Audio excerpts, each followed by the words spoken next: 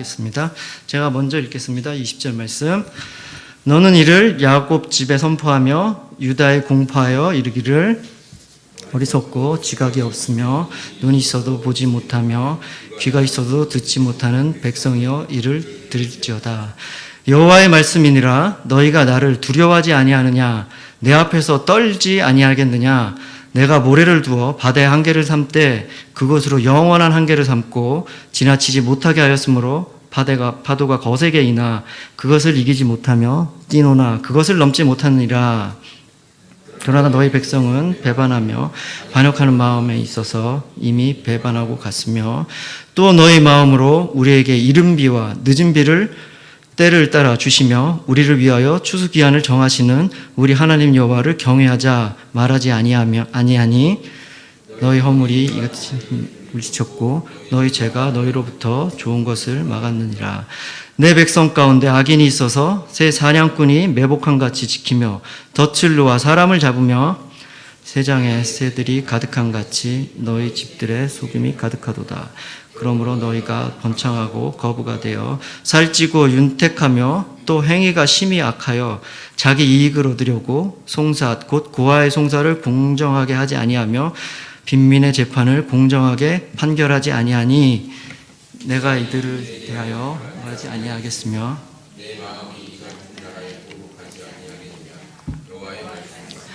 이 땅에 무섭고 놀라운 일이 있도다. 선지자들은 거짓을 예언하며 제사장들은 자기 권력으로 다스리며 내 백성은 그것을 좋게 여기니 마지막에는 너희가 어찌하려느냐. 아멘. 우리는 계속해서 예레미야서를 가지고 아침에 함께 말씀 나누고 있습니다. 오늘 말씀은 하나님께서 예레미야 선지자에게 하나님의 말씀을 유다의 집 그리고 야곱의 집에 선포하라 라고 시작을 합니다.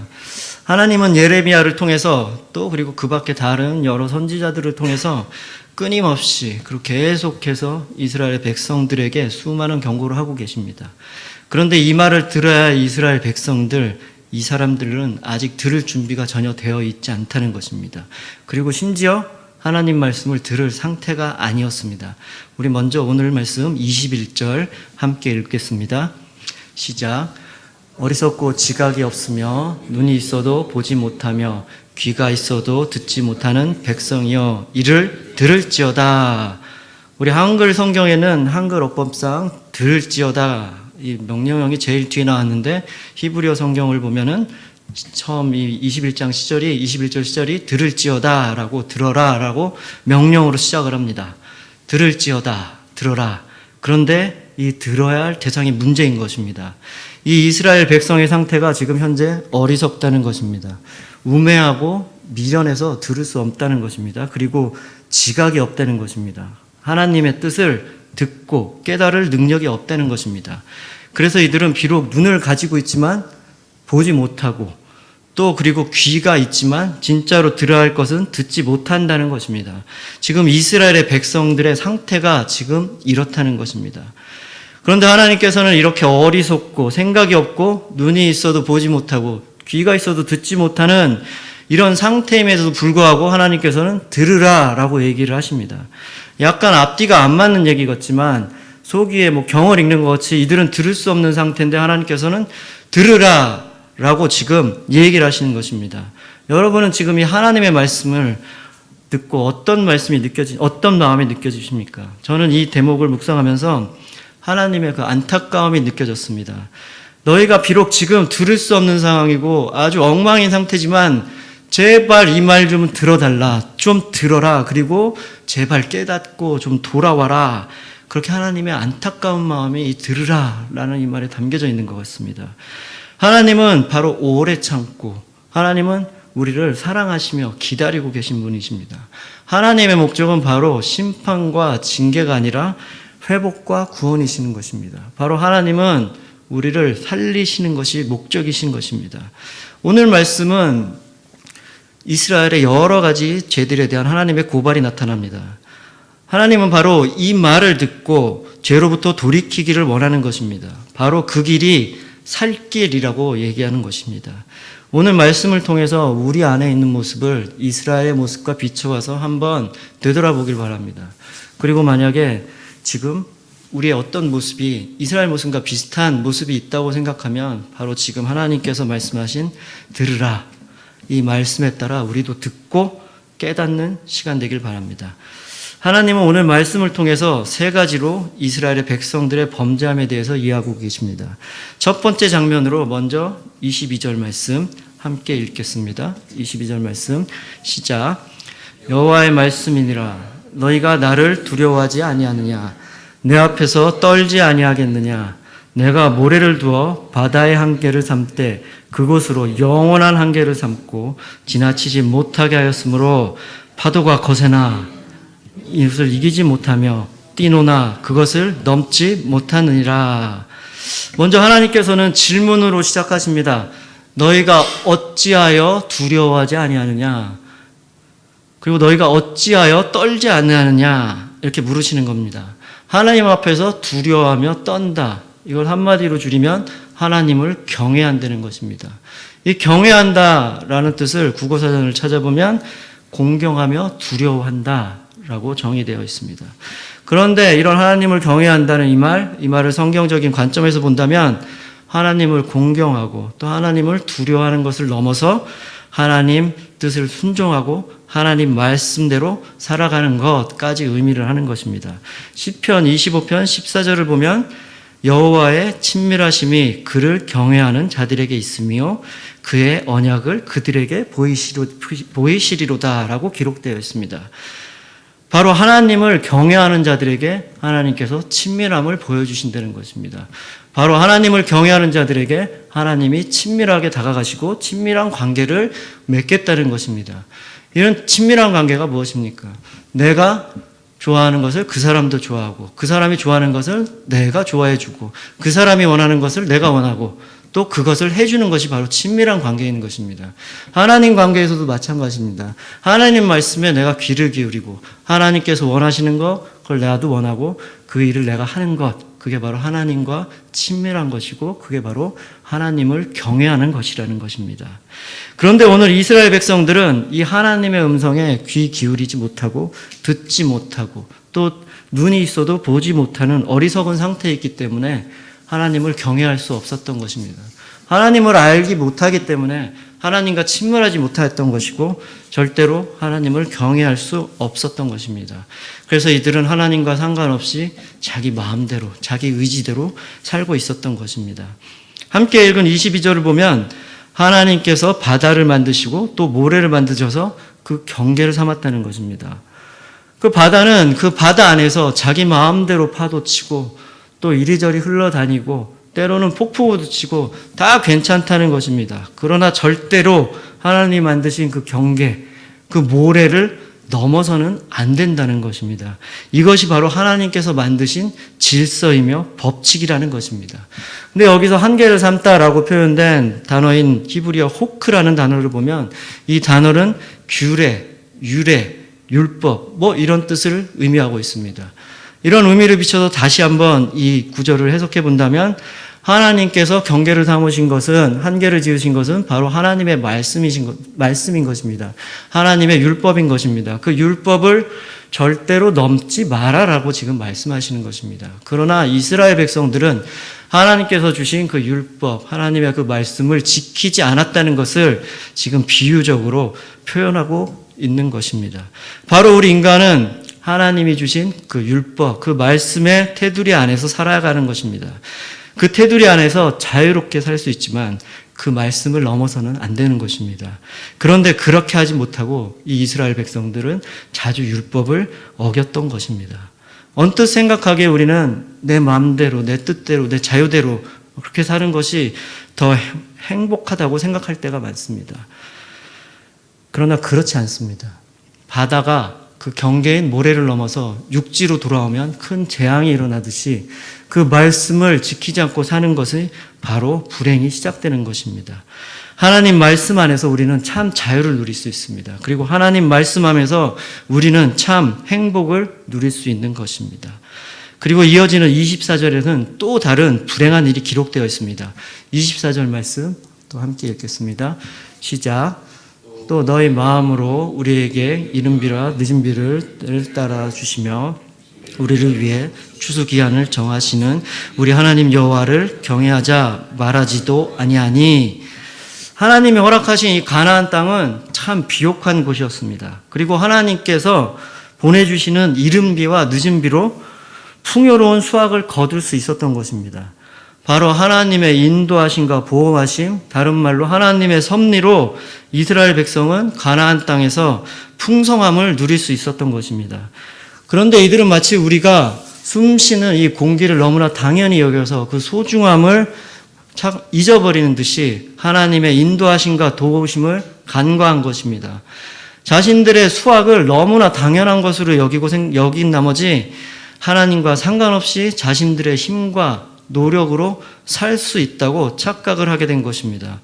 바로 이런 일들을 25절에서 하나님은 너희 죄로 인해서 너희로부터 좋은 것을 막았다고 말씀하십니다. 바로 하나님의 말씀대로 살지 못하는 삶, 하나님의 도우심과 인도하심을 깨닫지 못하고 자신의 뜻대로, 자신의 방식대로 사는 삶, 이러한 허물과 죄로 인해서 하나님으로부터 오는 좋은 복이 막혀버렸다는 것입니다. 하나님의 말씀대로 사는 것은 결코 쉬운 일이 아닙니다. 때로는 너무나 어렵게 느껴질 때도 있습니다. 그리고 하나님이 우리를 매 순간 보호하시고 인도하심을 느끼고 또 그것에 감사하는 것을 우리는 너무나 자주 잊어버릴 때가 많습니다. 그리고 우리 주위를 보면 이렇게 하지 않으면서도 생각보다 훨씬 많은 복을 누리면서 살고 있는 사람들을 많이 만날 수도 있습니다. 그러나 하나님께서는 분명히 이 시간 우리에게 말씀하고 계십니다. 그런 삶은 결코 하나님으로부터 좋은 것을 받지 못한다 라고 말씀하십니다. 하나님을 경외하며 하나님 말씀을 지키며 하나님의 인도하심과 보호하심에 감사하는 삶이 바로 하나님으로부터 오는 은혜를 누리는 복된 삶인 것입니다. 그런 삶을 사시는 여러분 되시기를 주님의 이름으로 축복합니다. 아멘. 이어지는 26절부터는 하나님을 경외하지 못하는 두 번째 모습이 등장합니다. 26절 말씀 함께 읽겠습니다. 26절 말씀 시작. 내 백성 가운데 악인이 있어서 새 상군이 매복함같이 지키며 덫을 놓아 사람을 잡으며. 자, 이스라엘 백성 중에 악인이 있다는 것입니다. 근데 이 악인은 마치 새를 사냥하는 사냥꾼 같다는 것입니다. 여러분 새 사냥하는 것을 보았는지 잘 모르겠습니다. 저는 이 말씀을 준비하기 전까지 새 사냥은 그냥 날아가는 새를 이렇게 새총으로 맞히거나 뭐 이렇게 돌로 던져서 맞히는 걸로 알았는데 그렇지 않은 것 같습니다.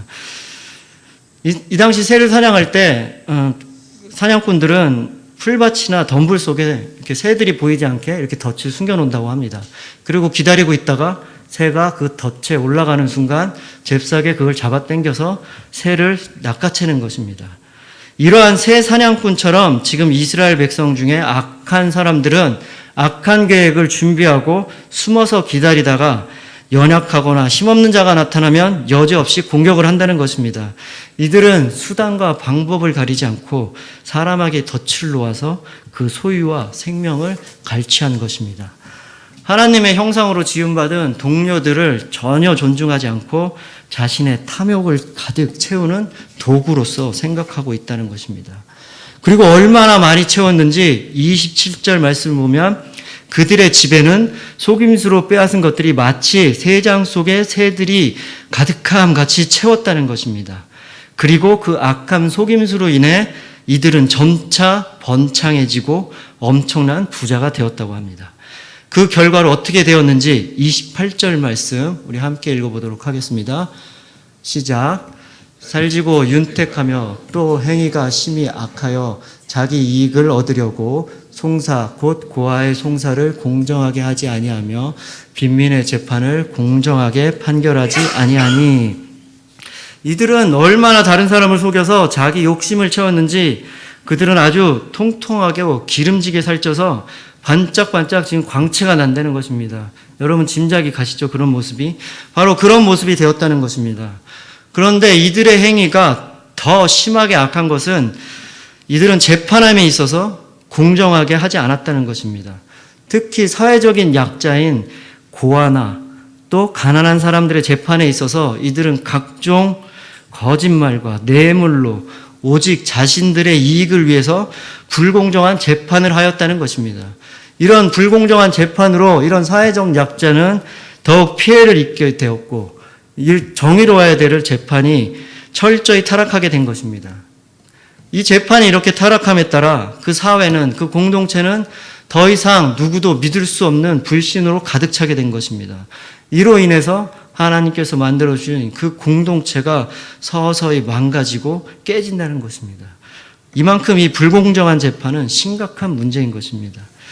현재 우리나라에서도 이런 사건이 종종 신문에 보도되는 것을 볼 수 있습니다.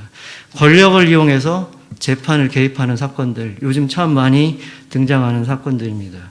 그리고 아직까지도 유전무죄, 무전유죄라는 말들이 공공연히 들리는 것을 볼 때 그때나 지금이나 참 공정하게, 공평하게 재판하는 것은 참 중요한 문제이면서도 그렇게 하는 것이 참 어렵다는 것을 새삼 깨닫게 됩니다. 이런 것들로 인해서 어려운 사람들은 더욱 어려워지게 됩니다. 그리고 억울해지는 일이 발생합니다. 힘도 없고 돈도 없고 그리고 소위 백도 없는 사회적인 약자들은 더욱 어렵게 되는 것입니다. 그리고 그들이 기댈 사회적 장치, 그 마지막 그 기댈 곳까지 없어진다는 것입니다.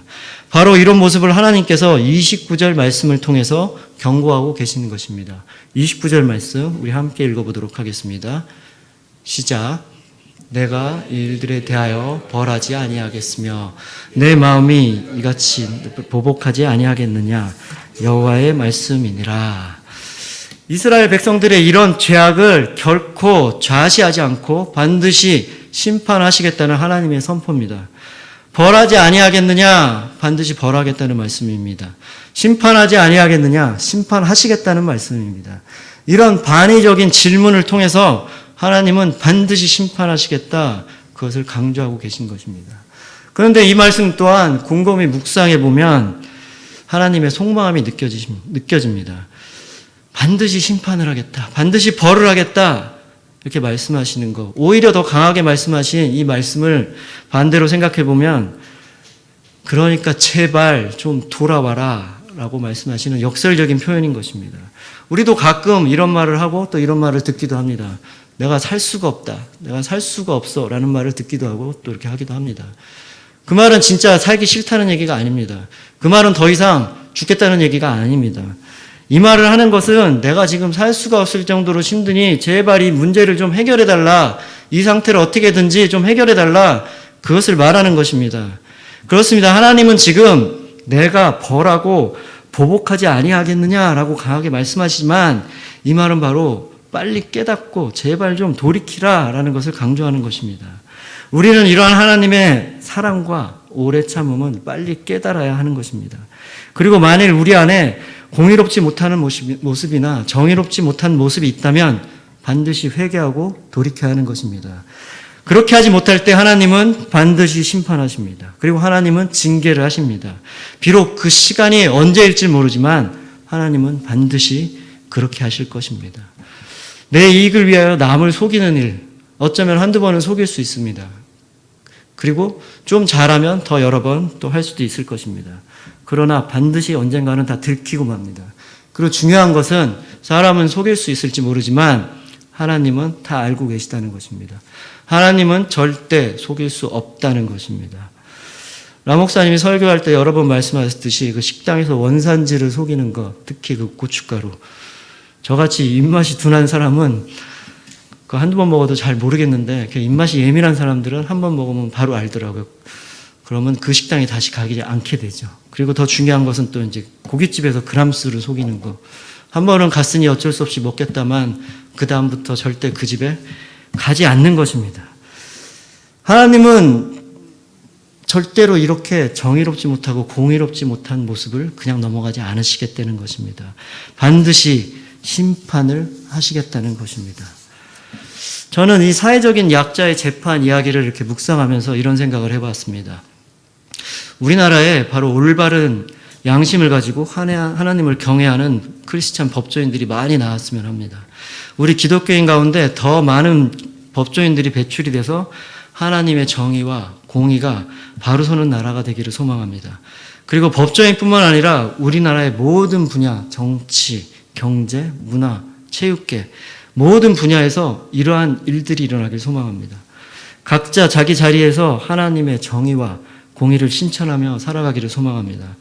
아무리 작은 일을 하더라도 남을 절대로 속이지 않고 또 대충 눈가림으로 하지 않고 더 정직하고 더 성실하게 살아가는 것, 그것이 바로 하나님께서 우리에게 원하시는 것입니다. 그렇게 할 때 우리 사회는 아름다운 공동체를 이루어갈 수 있는 것이고 이 땅에 임한 하나님의 천국을 맛보며 살게 될 수 있는 것입니다. 우리가 모두 이 일을 위해서 기도해야 하는 것입니다. 그리고 특별히 우리 다음 세대 아이들, 우리 다음 세대 자녀들을 위해서 기도하기 원합니다. 우리 아이들이 하나님의 비전을 품고 말씀을 따라 잘 양육돼서 하나님의 정의와 공의를 드러내는 그런 아이들로 성장할 수 있도록 우리가 기도해야 합니다. 세상의 법칙과 세상의 원칙과 타협하지 않고 오로지 하나님의 말씀만에 순종하며 살아가는 아이들이 되게 해달라고 우리가 기도해야 되는 것입니다. 우리 다음 세대 아이들이 그렇게 성장해 나갈 때 바로 이 나라에 하나님의 정의와 공의가 올바르게 다시 한번 회복될 수 있는 것입니다. 그리고 더욱더 중요한 것은 우리가 그들의 신앙의 선배로서 우리 자녀들에게 그런 삶을 사는 모습을 보여줘야 한다는 것입니다. 다른 사람을 속이지 않고 또 내 이익만을 추구하지 않고 또 약한 자를 돌보는 그런 삶을 살아야 됩니다. 그런 삶을 우리 자녀들에게 보여줘야 됩니다. 그런 삶을 사시는 여러분 되시기를 주님의 이름으로 축복합니다. 그리고 마지막 세 번째로 하나님을 경외하지 못하는 장면이 나옵니다. 30절 말씀을 보면 이 땅에 무섭고 놀라운 일이 벌어지고 있다는 것입니다. 과연 어떤 일이 무섭고 놀라운 일인지 31절 말씀 함께 읽어보도록 하겠습니다. 31절 말씀 시작.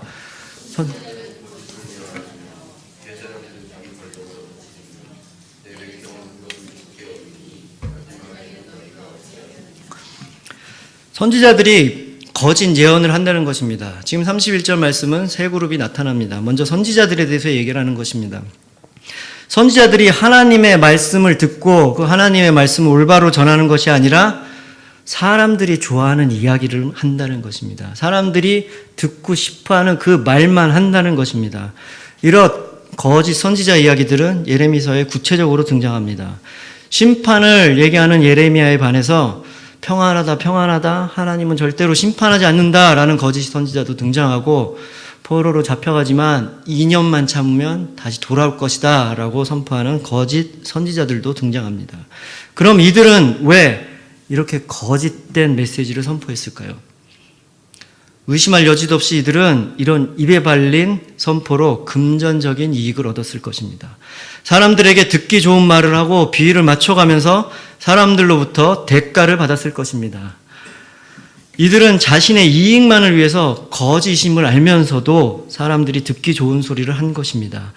이러한 거짓 선지자들의 메시지로 인해서 사람들의 귀는 점차 어두워지고 사람들의 눈 또한 어두워져서 더 이상 사람들은 무엇이 진리며 무엇이 진짜임을 구별할 수 있는 힘이 없어지게 되는 것입니다. 예레미야를 흔히 눈물의 선지자라고 합니다. 이 말씀을 읽어보면 참 이 혼탁한 시대에 진리의 말씀을 선포하는 예레미야가 얼마나 힘들었는지 또 얼마나 답답했는지 그 마음을 느껴집니다. 그래서 예레미야가 참 많은 눈물을 흘렸겠구나라는 생각을 하게 됩니다. 그러면서 한편으로도 한번 생각해 보는 것은 선교지에 홀로 외롭게 복음의 진리의 말씀을 선포하는 선교사들도 계실 것입니다. 그리고 우리 주변에 가정에 아무도 믿지 않는 가정에서 혼자 힘들게 복음을 전파하느라고 눈물을 흘리는 지체들이 있을 것입니다. 하나님은 분명히 그 눈물을 기억하신다고 하셨습니다. 그리고 하나님은 그 눈물을 닦아주신다고 그랬습니다. 반드시 그 선한 싸움 승리하시길 바랍니다. 그리고 끝까지 주님께서 주신 소명 잘 감당할 수 있도록 주님의 이름으로 축복합니다. 그리고 또 다른 문제는 바로 제사장들입니다. 제사장들이 자기 권력으로 다스린다는 것입니다. 제사장 또한 자신들의 직무에 실패했다는 것입니다. 그 당시 제사장들은 엄청난 권력을 가지고 있었습니다. 비록 이스라엘에 왕이 있었지만 이들은 왕에 못지않은 권력을 가지고 있었던 것입니다. 이스라엘 역사를 보면 왕이 교만해져서 제사장들을 제치고 자기 혼자 자기 스스로 제사를 드리다가 하나님으로부터 아주 곤란한 일을 겪게 되는 사건들을 볼 수 있습니다. 그와 같이 이들은 큰 권력을 가지고 있었습니다. 그 권력을 이용해서 하나님을 올바르게 예배를 해야 되고 또 백성들에게 하나님의 말씀을 올바로 가르쳐야 되는데 이들은 그 직무를 자신들의 이득을 챙기는 수단으로 삼았던 것입니다. 하나님은 그래서 선지서 여러 곳에서 이들이 드리는 제사를 더 이상 받고 싶지 않다고 말씀하십니다. 그리고 자기 입맛에 맞춰 드리는 그 제사가 하나님께서는 역겹다라고 말씀하십니다. 그리고 후에 예수님께서 이런 모습을 보고 강도의 소굴이다 라고 비판하시고 시원하게 판을 다 엎어버리시는 것입니다. 그런데 정작 더 큰 문제는 이러한 일들을 선지자들이 거짓으로 예언하고 또 제사장들이 이익을 위해서 제사 드리는 이런 모습을 백성들이 좋아한다는 것입니다. 백성들조차도 진리의 말씀보다는 자기 입맛에 맞는 말을 듣기를 더 원한다는 것이고 하나님을 자신의 마음속에 진실하게 담아서 예배하는 것보다 그냥 형식적으로 대충 넘어가는 그런 제사를 드리고 싶었던 것입니다. 선지자, 제사장, 그리고 이 백성들 누구 하나도 올바른 길을 가지 않았던 것입니다. 이들은 모두 마음을 합하고 혼연일체가 되어서 하나님 말씀에 정반대되는 그 길을 가고 있었던 것입니다. 그 중에 누구 하나라도 하나님의 말씀을 올바로 듣고 깨달았다면 그리고 지적했더라면 이 연결고리는 깨졌을 것입니다. 그러나 불행하게도 이스라엘은 한 몸이 되어서 하나님을 대적한 것입니다. 지금 이렇게 이스라엘은 어느 한 집단, 지도자들의 그런 한 부분의 문제가 아니라 총체적인 문제가 있었던 것입니다. 그리고 마지막으로 하나님께서는 의미심장한 질문을 던지십니다. 마지막에 너희가 어찌하려느냐? 마지막에 너희가 어찌하려느냐? 라는 것입니다. 이렇게 하다가 진짜로 마지막에 오면 어떻게 하려고 계속 이러느냐? 라는 아주 긴 여운과 생각의 여지를 남기는 말씀으로 마무리를 하시는 것입니다. 그런데 지금 그 질문을 우리에게도 하고 계시는 것입니다. 우리는 우리의 마지막을 위해서 무엇을 해야 하겠습니까? 하나님을 경외하지 못한 그 이스라엘의 모습을 통해서 우리의 모습을 비춰보고 깨달아야 합니다. 그리고 과연 나는 지금 어떻게 살고 있는가 하는 질문을 스스로에게 던져보아야 하는 것입니다. 그리고 마지막으로 나의 모습 안에 하나님을 경외하지 못하는 그 모습이 있다면 하나님께서 지금 우리에게 물어보시는 그 질문, 언제까지 그럴 것인가? 이대로 마지막을 맞이할 것인가? 라고 물으시는 하나님의 그 질문에 대답을 하셔야 하는 것입니다. 하나님은 분명히 사랑의 하나님이십니다. 그리고 하나님은 오래 참으시는 분이십니다. 그러나 하나님은 반드시 심판하시는 분입니다. 우리는 그런 하나님을 경외하며 하나님의 말씀에 순종하며 살아가는 우리가 되어야 합니다. 그리고 그런 삶을 통해서 우리의 마지막 날, 우리의 작은 종말 때 하나님께서 수고했다, 잘했다, 고맙다 그렇게 칭찬받는 삶 사시는 여러분 되시기를 주님의 이름으로 축복합니다. 아멘. 우리 모두 기도하겠습니다. 오늘 우리가 합심하여 기도하실 때 두 가지를 놓고 기도하길 원합니다. 먼저 오늘 주신 말씀을 놓고 기도하길 원하는데요. 하나님께서는 오늘 말씀을 통해서 들으라, 들으라 라고 계속 안타까운 심정을 담아서 우리에게 말씀하고 계십니다. 그리고 이스라엘의 여러 가지 죄악된 모습을 하나님께서 말씀하고 계십니다. 혹시 이 모습을 통해서 혹시라도 우리 안에 그런 모습이 있다면 이 시간 하나님 말씀을 듣고 깨닫게 하여 주시옵소서. 하나님께서 원하시는 그 길로 가게 하여 주시옵소서.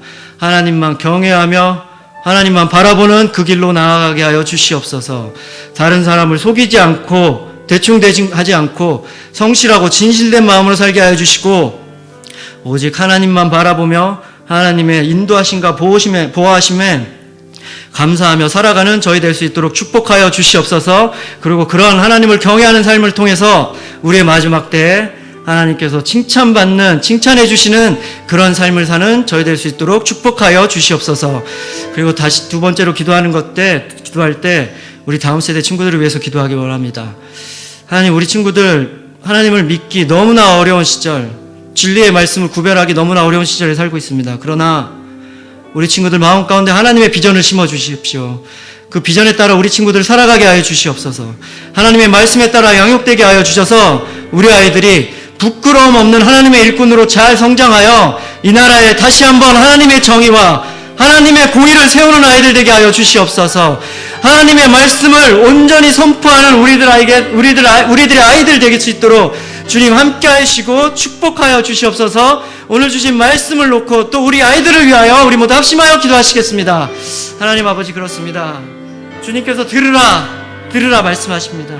주님께서 안타까운 마음으로 우리에게 지금 들으라고 말씀하십니다. 우리는 주님의 말씀과 같이 들을 귀가 없는 자입니다. 보아도 보지 못할 만큼 우리는 너무나 연약하고 부족한 자들입니다. 그러나 주님께 우리가 고백합니다.